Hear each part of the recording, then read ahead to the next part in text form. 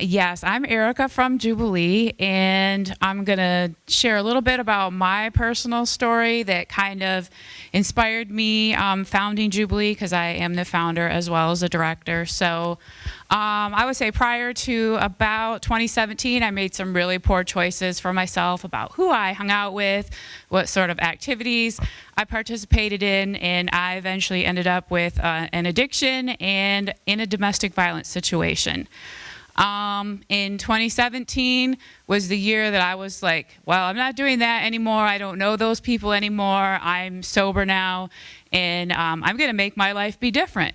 2017 was also the year that I learned that I'm really not in charge of much, and I did do my part to make my life different as far as like not using those substances and not hanging around those people, but I did eventually, kind of as a real spinning of those choices, eventually become homeless.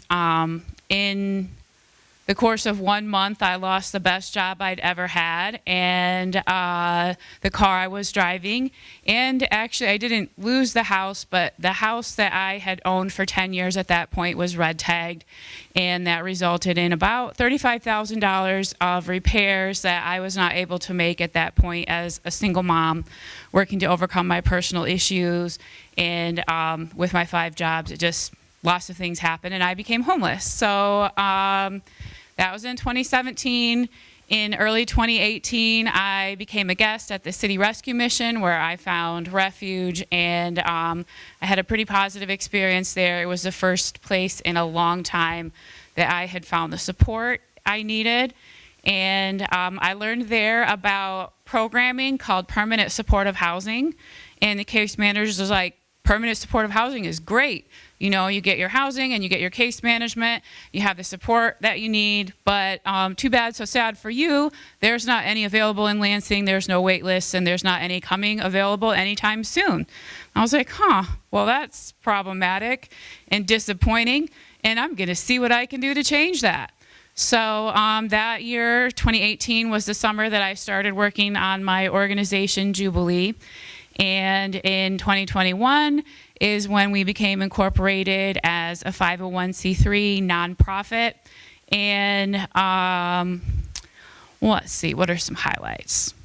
Well, I would say since 2021, Jubilee has impacted over 100 households with effective support and transformative opportunities. And we're currently working with about 30 households. And the work we do is kind of intense because we do build very comprehensive relationships with our clients, so we know them well. We're understanding what are their aspirations for their life. It's very person-centered, so, you know, what are your goals for yourself? I don't have program objectives other than to help you think critically about what are your goals for yourself. So that's kind of what Jubilee does. And so we do have a contract actually right now as a sub-grantee under a federal HUD grant to do permanent supportive housing case management. So we do have some volunteer opportunities if you'd like to learn more about those.